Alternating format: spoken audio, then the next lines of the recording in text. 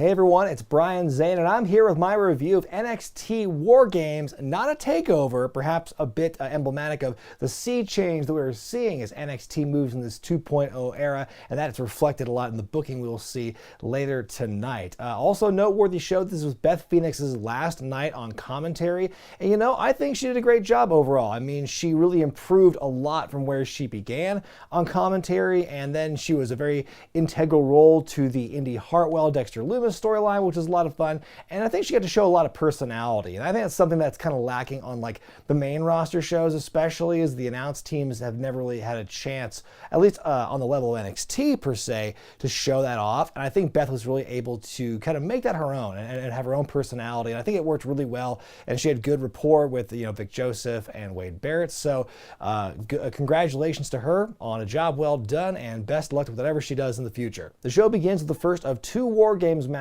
and this one's for the ladies as Toxic Attraction and Dakota Kai take on Kaylee Ray, Cora Jade, Io Shirai, and Raquel Gonzalez. I don't know if they did this last year or not as well, but I noticed they didn't have the rule that if you leave the cage before the match is over, your team is disqualified. Maybe it was just some weird unnecessary rule that, because that never, the threat of that never played into the matches themselves, so maybe they got rid of it that way.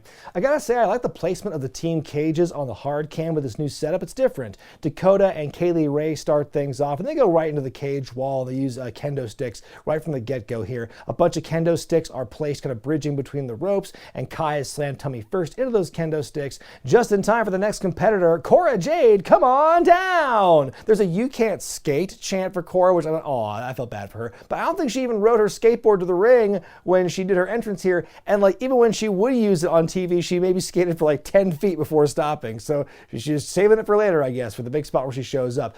The baby faces do gloat when it's 2-on-1, but Kai makes them pay for it. Gigi Dolan comes in next. The camera can't seem to find her because the audience members are just dwarfing her.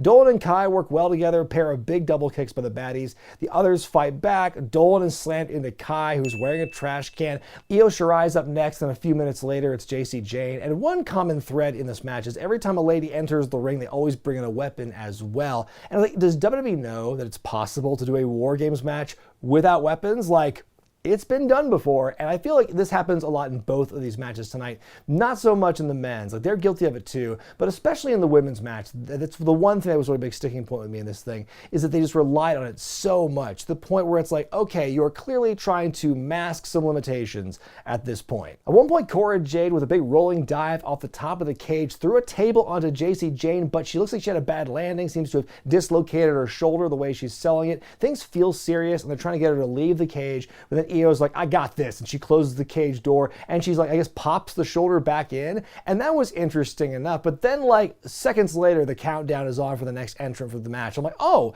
that's pretty convenient. It's Raquel Gonzalez. She brings in the familiar shovel. Gigi and Kai try to keep Raquel out, but they get sprayed. She shoves Kai's entire person into the trash can, then swings it around, which is pretty amazing. Like, I was complaining moments earlier about how there was too many weapons in this match, and there were, but that's not me saying that all the weapon stuff was bad, because it wasn't. Like, that was a joy to watch. We want Mandy chants fill the arena as Ms. Rose makes her way to the ring. She's the last one to enter. We get the big face-off. KLR stands over Cora, and they're suggesting that she might hit her, but it's a fake out. I'm like, was that something we were supposed to look for in all this? Like, one person in the comment section last week had a prediction that Kaylee Ray was gonna like turn on her team because she was the wild card or something, and like maybe he was onto something because that moment there, but I'm like, I don't feel there's anything in the build prior to this that like suggests that could be a thing. Cora Jade is all by herself with only one working arm, but she does put up a good fight. Everyone's going at it. Raquel with the Chingona bomb on Jacy, a double down. Cora Jade is the last woman standing. She covers Jacy for the win. I give it 3.5 stars out of 5. I thought it was an okay War Games match. I have to, give the ladies credit for the work they put in, like the physicality in the ring.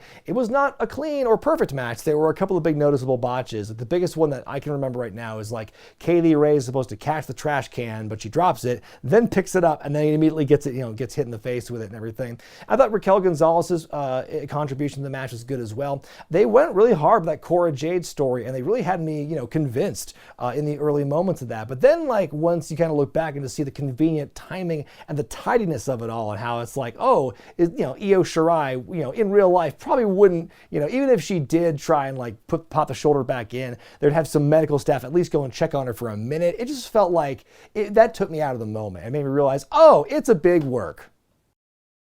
We had a bunch of promos for Tiffany Stratton, then we got Briggs and Jensen telling parallel stories in different locations, doing similar activities with their background friends, finishing each other's sentences, the Boa vignette they ran a few weeks ago, the MSK Shaman Quest recap, then we get a powwow in the locker room with Team Black and Gold, and Tommaso Ciampa wraps it up with this amazing line where he says, tonight's not just our moment, but it's your moment as well. Going to Johnny Gargano, like, holy shit, DIY closure, you love to see it. What a full circle moment that line was. Up next, a match for the NXT tag titles as Von Wagner and Kyle O'Reilly challenge Imperium.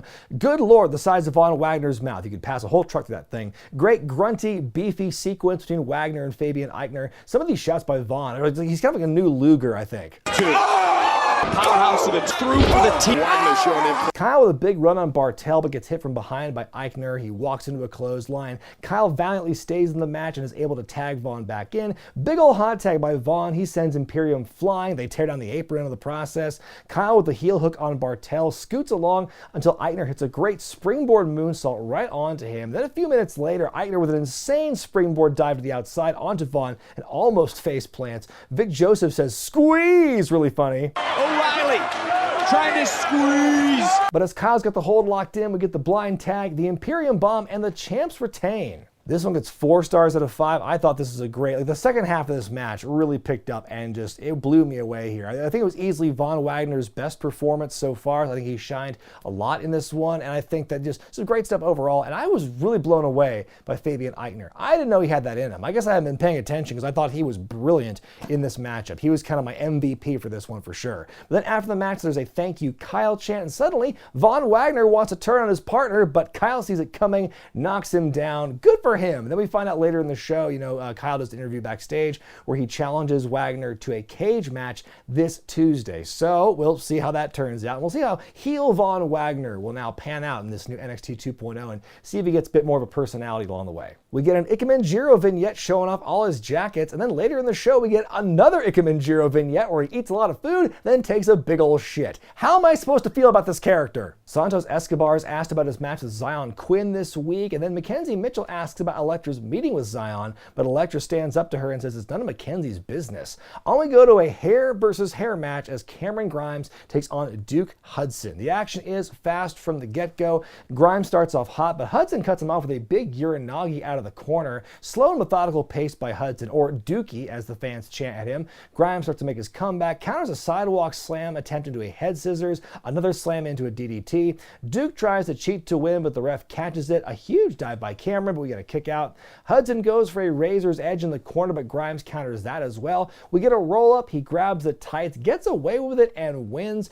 Duke tries to get out of it, but Cameron hits him with the cave-in, gets some good chunks of hair shaved off before Duke wakes up and runs off. I give it 2.5 stars out of 5. It was an okay match, maybe not pay-per-view caliber in the end, but I thought that the story they told was fine. I think it's interesting they're kind of building Grimes. It feels like kind of a modern day or a spin on Eddie Guerrero and the whole cheating and getting away with it, or being able to outsmart his opponents in these unconventional ways, like playing dumb in the poker games, winning by grabbing the tights here.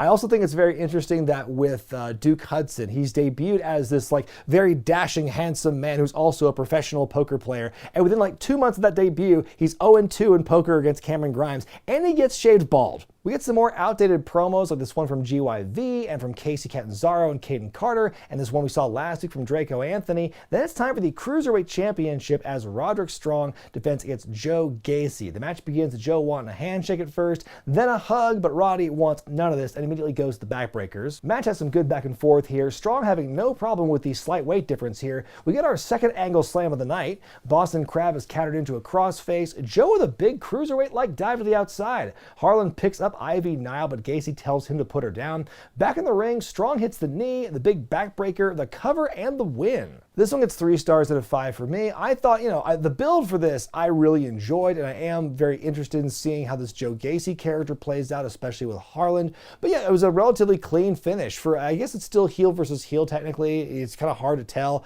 who's on what side of the face-heel spectrum here. The stuff on the outside with Ivy Nile was interesting. We got a bit of a tease, it feels like, kind of a glimpse of like maybe Joe and Ivy are going to fight because he wanted to fight the lady wrestler last week or something like that. They seem to be like teasing teasing heavily that Joe Gacy will eventually wrestle a woman on TV is what I'm gathering from this. But yeah, I was kind of surprised the finish was kind of cut and dry as it was.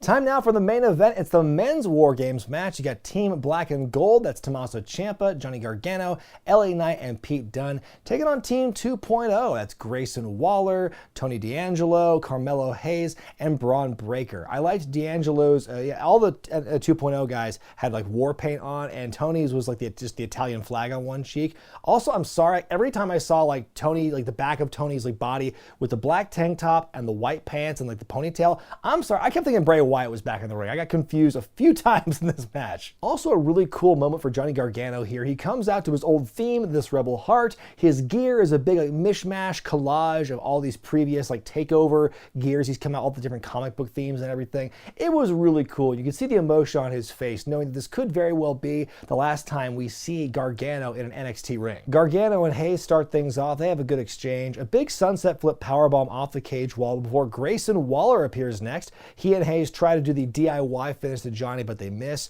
Trick Williams enters the equation here. He's throwing weapons in occasionally and just being a general menace to the match here for several minutes until Dexter Loomis pops up from under the ring and chases him away. Gives a big old thumbs up. By the way, I do appreciate a lot of the physicality in this matchup. Pete Dunne gets in at one point and he starts going for the joint manipulation, but he's using the cage wall on Grayson's hand to do it. D'Angelo chains the cage door shut when LA Knight shows up next and he just climbs over the wall to get inside. The Black and Gold take over, and Grayson eating a bunch of stomps while wearing the trash can. I mean, Dunne's just all over him. Braun Breaker is the last man in for 2.0. He has a hard time using the bolt cutters on the chain his own teammate put on there until he finally gets in it as a house of fire. He absorbs Dunne's strikes and suplexes him over the ropes. Tommaso Ciampa, the last man to enter. The match officially begins. Hayes is about to beat him up, but Gargano saves him with a crutch, and we have a moment, some DIY spots until Braun cuts them off. The veterans are selling in between the two rings, and they just look at each other and go, well, let's have a War Games. Table set up in the ring. Waller's up top. LA Knight suplexing him off the top, and he crashes through.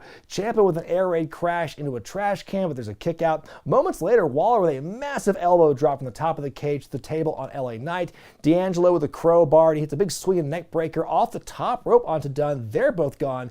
DIY with one final beat and the Willow's Bell. Then the double team finish on Breaker. Hayes breaks up the pinfall by yoinking the ref. Ciampa goes to the fairy tale ending on Hayes, but Breaker spears the both of them through a table in the corner. Holy crap. Breaker with a military press slam, the cover, and the win over the NXT champ. Team 2.0 wins. I give it 4 stars out of 5. This was an okay War Games match, but it's hard to believe there was going to be any other outcome than the 2.0 winning here. I mean, the writing was on the wall with the branding and everything. The moment they billed it as 2.0 versus Black and Gold, you kind of knew where it was headed. That being said, it was still a fine journey to get to that point. I think everyone held their own here. Like I said, they were guilty of using weapons that the ladies were here, but they waited a bit longer in their match to get to that point, I would say. I also appreciated the stuff with Gargano and Ciampa, the DIY kind of brief reunion, a little bit of closure.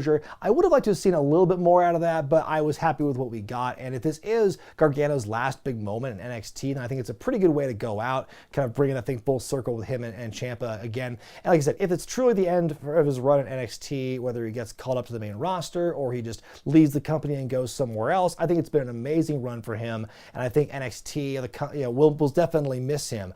It's kind of cliche to say, but Gargano is one of those few individuals who really helped define that era of NXT and made it what it was. And not only that, but in the pandemic era, I think he's been responsible for me personally, some of my most favorite moments of NXT. Like his stuff with The Way, with like Austin Theory and Indy and Candice was gold, absolute gold. And with Dexter Loomis as well. It took me a minute to warm up to it, but I thought it was pretty brilliant. I think it was a very, very good run for him in NXT.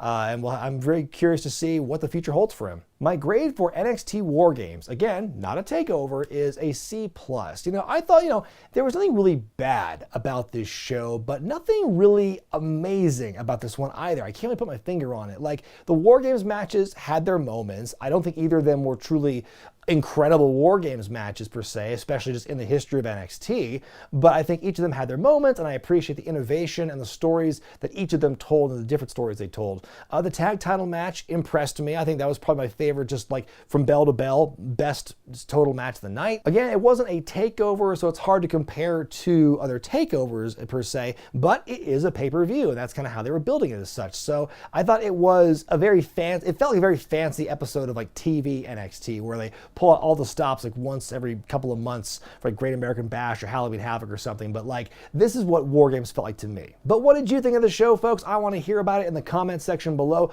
Also, feel free to speak on what you think is going to happen with Johnny Gargano and Kyle O'Reilly in the near future, because the reports are that he's not re-signed a contract either. So a lot of question marks for where these two guys are going to go. I want to hear what you have to say about that. Until then, folks, I'm Brian Zane, and I'll see you next time.